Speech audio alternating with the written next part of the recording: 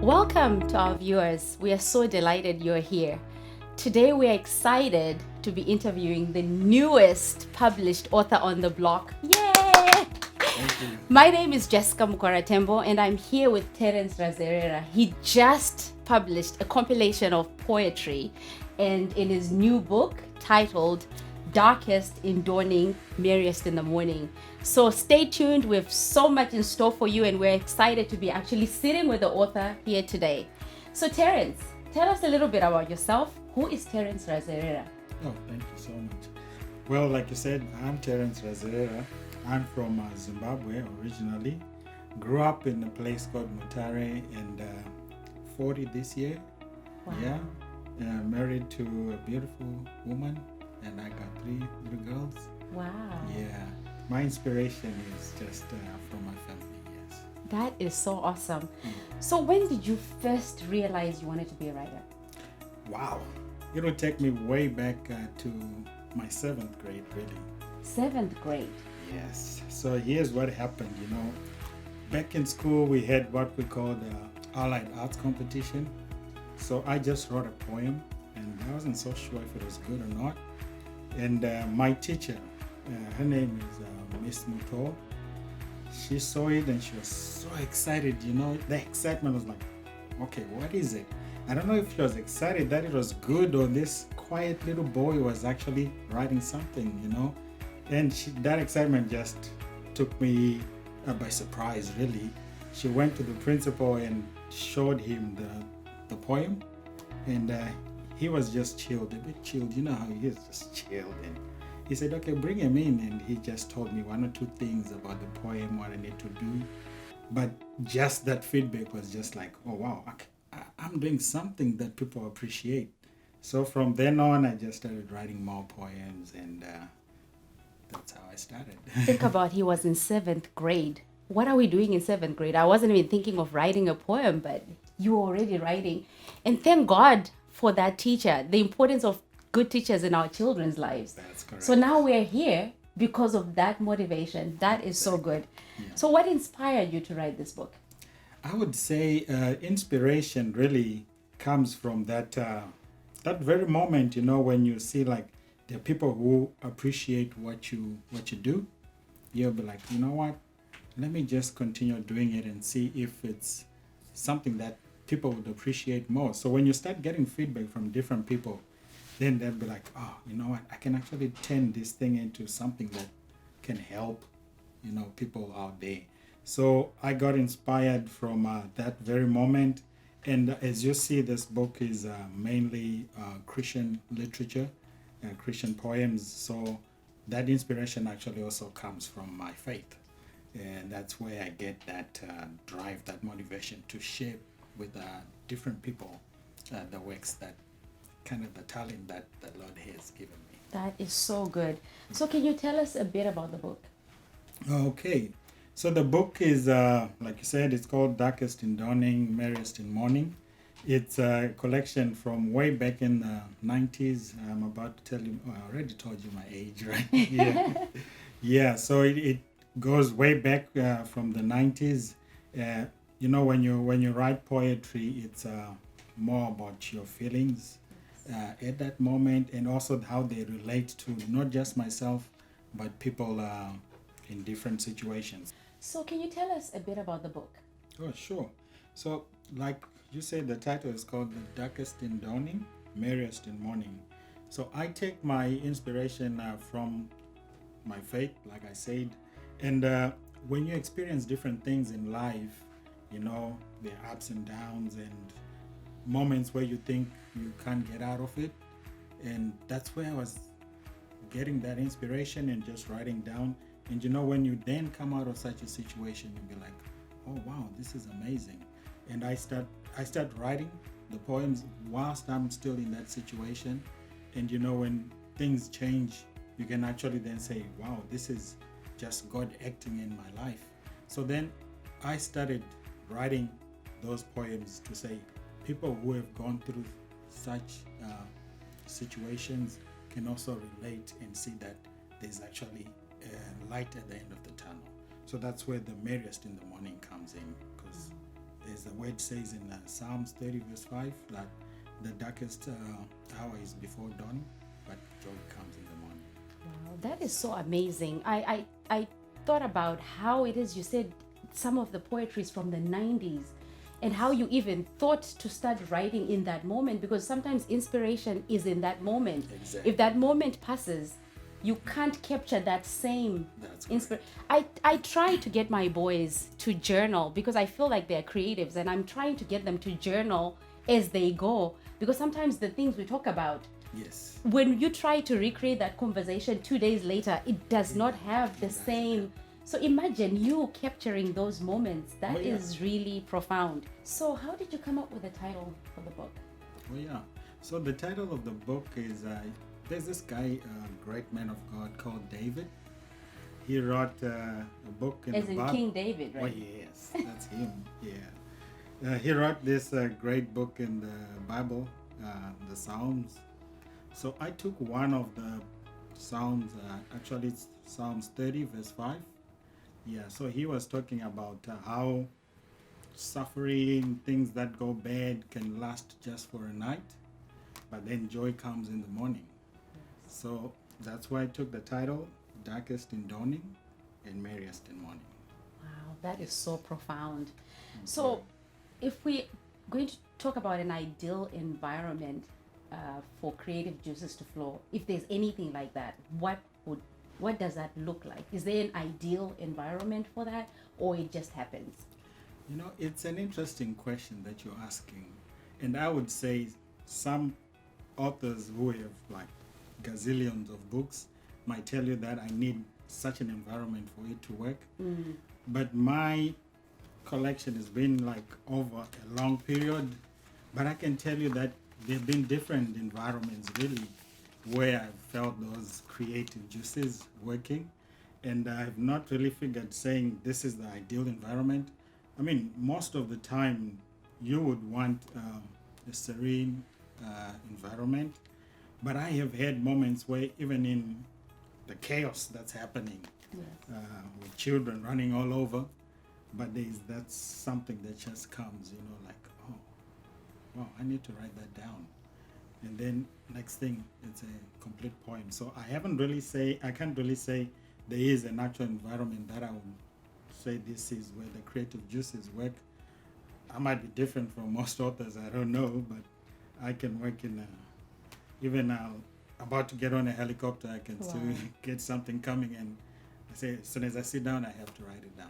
Wow. So it wasn't like you had to go to the mountains, rent a cabin, be gone for months from your family. So it was almost like it was inspired in that same environment that you were. In that same environment, that's correct. Wow. So that's what you would say to people that want to write, that if you focus on the physical environment, you might not get anything done. Sometimes the inspiration, when you're inspired, write from wherever you are. I would say that to me for poetry, it worked. It might be different when it's like When you're it's coming up with a long story that you Okay. need to, So, but for poetry, worked well for me. Okay. Good. Yeah. So are we going to see another poetry book? You know what has happened since this book has been published. I thought I was gonna have another poetry book, but the way that I'm seeing now that I'm engaging in different platforms of poetry, I think I am going to move into a platform which I was not really comfortable with, more like the spoken word. Wow. Yes, I want to try Wow. to get into that, but I wouldn't really say close it off that there won't be any other poetry book, but I would definitely have more poems coming. Well, we'll be on the lookout then. Sure. So how many unpublished and half finished books do you have? Wow. I would safely say there are like 3 more books that I have. Wow, that is awesome. Yeah, actually, I have started working on books that are not poetry, writing the stories. I have manuscripts that are already they just need some finishing touches. And once that's done, we are going to publish them. And did you start on these like in the 90s, the same way you started No, this? not in the 90s. Not in the 90s. But I'll tell you this though. I wrote a book when I was in high school. Yeah, I wrote a book. You remember, well, for those who know Zimbabwe, we would have these, what are called counter books. The hardcover Notebooks, with the black. hardcovers, yes. Yeah. So I was writing with my ever sharp pen. I wrote a lot of pages. I don't remember how many there were. So I wrote, and it, like it was now separating. The pages are separating. I had to put them back in again. And once I finished writing that book, I sent it for publishing, as it was, written by pen. And you know what happened? Then they replied. They gave me back my manuscript. And they had like 3-4 pages explaining how I should present a book for publishing. Wow. I'm like, oh, you need to type it. And there was no computers back then. You need to type it. Do you still have it? No. So someone took it when we were in high school. It's like, oh, let me read your book. People started reading it. I don't even know where. And that was it. Yeah, that was it. Can you still recollect what you were writing about? Yeah, it was a love story. You know how it is when you're like a young man in high school. As with most of the poetry, which, well, it's not in here, but my wife can tell you some of those poems. We will be talking to her. So who is your targeted reader? So I would say the way that I write my poetry, it targets a wide base of readers, really. The first would definitely be people who appreciate the Christian faith, because that's the basis of the book. Where I get my inspiration from. But it being poetry as well, there are people who appreciate poetry. And my poetry is very simple, that even people who do not have an understanding of poetry can really just go through it. Yes. Read it like you're just reading a book. Yes. Yeah, so it does encourage you. So if you're getting into poetry, this is the first book to read. Yes, I can actually vouch for that. I really loved and enjoyed reading it. I'm actually guilty of taking some of the quotes for my Instagram post. That works so it's actually a very good resource, and it's very easy to read. Thank you. And it's inspirational. Thank you so much. So how difficult is it to publish a book in this era? So these days it's not very difficult to publish a book. I mean, there's the traditional way where you have to send your manuscript to a publisher. They go through it and then they can just say, oh no, we can't do this. But then nowadays you can do self-publishing. I mean, Amazon, Kindle, they have all those platforms where you can do your self-publishing. So you can really publish without all the hassles of having people who say no to your book. Because I've read of people, we read about having like 10 or so of their manuscripts being declined. Wow. And then when they are accepted, some of those manuscripts that were declined end up being books that are published. How? Why were they declined in the first place? I So know. it's timing, I guess, and all those other things. But self-publishing is helping people. And But I'm glad you mentioned that, because I'm sure there are people that are sitting on their manuscripts thinking maybe we have to get a company to do it for us. So you can actually start doing the legwork yourself. that's correct. You can actually do it, and it's not as expensive as people might expect.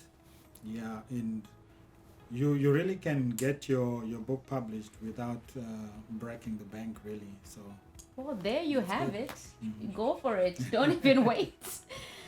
So what is Terence doing when he is not writing? oh, that would be a question for my wife. She will tell you what's happening. Yeah, but when I'm not writing, my background also, I'm a scientist by profession, and that's what I went to school for. And Scientist and poetry. yeah, Wow. it's Wow, that it's not can linking, only be right? God. Exactly. Wow. Yeah, I mean, that's a part of the reason why I did not get this published earlier, I guess. It'd be like, I don't think my poems are all that. Wow. Yeah, but also when you're in school and your favorite subjects, or the subjects that you're good at are science subjects, Mm-hmm. not so good in the English subjects, and you'll be like, okay, now this is all English. I think I Yeah. can relate to that because I was all sciences and English was, I passed it, but it was always a struggle. Literature was a struggle, but the sciences were like a natural for me. So now maybe you've motivated me. Maybe I have something to write. I guess you're already motivated. Here you are. So now I'm excited about this part. Can you read a poem or two for us? Just pick any Oh, or okay. one that maybe you can say this one. I would Okay. really want for you viewers to read this one. If anything, if you buy the book and you read this one poem, I'll be good. I have one poem that I'm thinking of, which I'll just give a little explanation about it. So, when you look out there and you see people who are successful, and you be like, oh, look at them. That's amazing. How did they do it? You feel like you might not have the qualities, you might not be able to be in that same position. But really, you can. I mean, it's just a matter of believing in yourself and going for it. The launch is the first thing that you need to do, and everything else will follow. So this poem is actually called To Two Great Men. It's on page 46. Yes. See, that's why you need to get yourself a copy. Now I'm reading along with the author. It's more like a tongue twister, To two brave men. I will begin. Two brave men. Two brave men. Two with a T and a double O. Brave men. Two brave men who boast of lion's mane, who have conquered in the game. Their lives will never be the same. Their success commands respect. It is why they are honored, in fact. Two brave men, no name put to pen, no face put to sight. They remain nameless and faceless in their might. Two brave men, their lives made extraordinary as they chose to pursue their dreams. Through the obstacles countless, they were determined to emerge, a breed to be honored as two brave men. You wonder which two I'm referring to. Why do you ask who when the other could be you? Be determined to conquer success. Wow. That is so good. Thank you. That is, see why you need to get yourself a coffee. I'll say that again. So tell us, if the viewers want to get a copy of this book, where can they get a copy? Oh, yeah. So this book is now available on Amazon. And I know Amazon has different, like where you are geographically, Amazon US, Canada, UK, Australia. You can get it on Amazon. And they are also like the big bookshops, Barnes and Noble, Indie Books. You can find it there as well. Even if you go on Google and just put in this title, Darkest in Dawning, Merriest in Morning, or put my name there, Terence Razerera, it will also show you the availability of this book. Pretty soon it will also be available as an ebook on Kindle and in more other platforms as well. And I have them. If you're here in Dallas or here in the United States, you can just hit me up. I'll send you a signed copy. Well, thank you so much for sharing this with us. And I love the fact that this is inspired of God. Sure. And I can't wait to read the rest of the poems. So this has been a wonderful time spending with you, just going into your book. Congratulations on your success and cheers to many more. Thank you, Jessica. I appreciate it. Thank And, you, I guys. would love to get feedback from everyone who gets this book. Let me hear what you think about the poems. Wow. Our viewers, thank you so much for tuning in. And next time, hit me up when you have your copy. Maybe we can do a book club and start reading some of these poems. Thank you.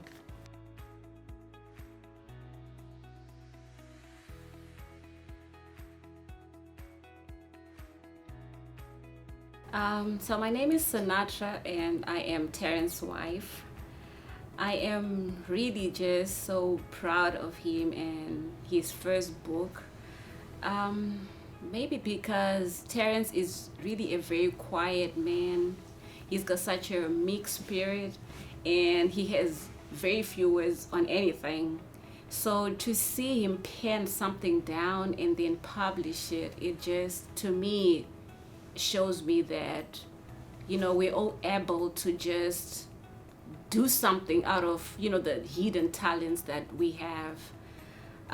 He I would say I'm like his congregant. He is like the priest of our household, and he's got so much wisdom that he shares with me and the girls. And I feel like the world has been honored to tap into some of it. So I'm inviting you to come into our space and tap into, this wisdom and this ministry that Terence has started.